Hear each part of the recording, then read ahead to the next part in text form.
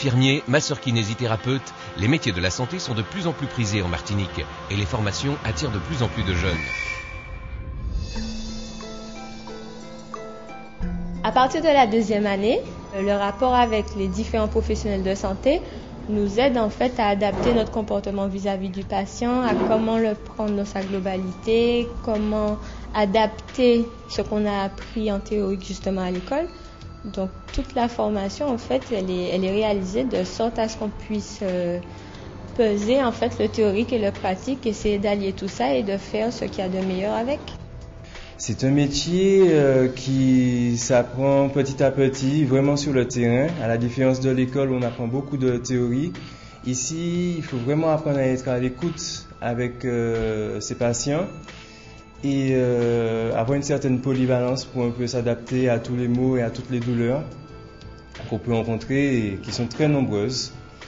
Donc mes projets à long terme sont surtout de me former pour apporter un certain plus aux soins de mes patients et à amener une certaine qualité de la santé en Martinique. Pour accompagner cette dynamique professionnelle, la collectivité régionale s'est engagée à mettre en œuvre une véritable politique de formation sanitaire en partenariat avec l'ensemble des acteurs.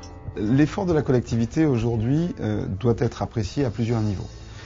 Nous avons fait le tour des établissements, le président Lucchini s'est personnellement impliqué et donc il y a un premier niveau d'effort qui est l'accompagnement donc du CHU pour la remise à niveau de l'outil école.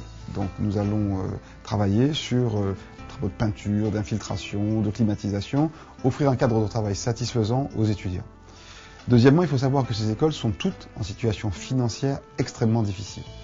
Il nous faut trouver donc des modalités d'accompagnement très particulières et très fortes pour qu'on puisse préserver et maintenir ces outils écoles. L'Institut de formation en masso-kinésithérapie de Fort-de-France, acteur incontournable pour la qualification des professionnels des Antilles-Guyane, bénéficie de ce partenariat régional.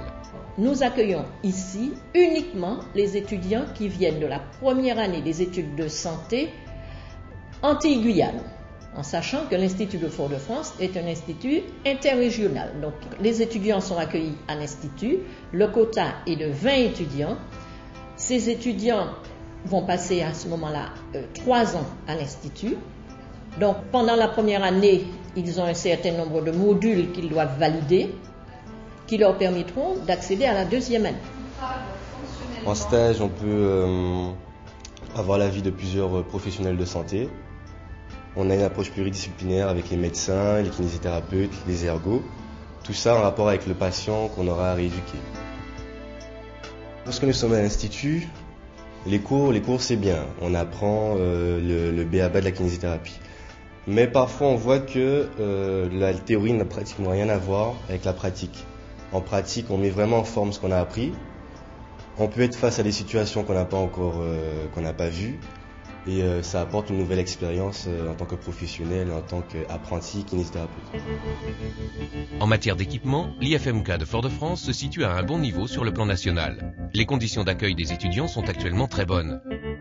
Depuis son ouverture, 100% des 5 promotions d'étudiants présentées à l'examen ont obtenu leur diplôme d'État. 100% de ces diplômés exercent aujourd'hui leur talent de masseur-kinésithérapeute.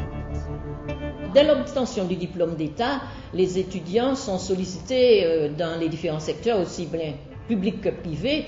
Et d'ailleurs, dès le lendemain, il y a certains étudiants qui sont déjà amenés à travailler. Il faut savoir que nous étions en déficit de kinésithérapeutes à la Martinique, nous le sommes encore un peu, et l'école de kiné permet d'amener une diminution de ce déficit de kinésithérapeutes, que ce soit en milieu hospitalier et en libéral. Il y a des débouchés, tout simplement parce que on est encore en sous-effectif de kinésithérapeutes. Avec les kinés qui partent à la retraite, il y a un manque de kinésithérapeutes. Après, dans le milieu hospitalier, en général, c'est plus difficile de trouver des kinésithérapeutes qui acceptent de travailler pour l'hôpital. Moi, par exemple, j'avais vraiment le choix. J'ai choisi de travailler en hospitalier, simplement parce que je suis jeune diplômé et j'estimais que l'hospitalier m'aurait apporté une expérience que le libéral ne m'aurait pas apporté, par exemple. Et pour ceux qui pourraient être intéressés par ce métier-là, allez-y, n'hésitez pas, parce que c'est un métier vraiment passionnant. En concertation avec la collectivité régionale, les projets de développement de l'Institut de formation en massokinésithérapie existent. L'objectif est d'augmenter progressivement les quotas d'admission à l'Institut, de façon à maîtriser l'offre et la demande pour éviter la saturation du marché.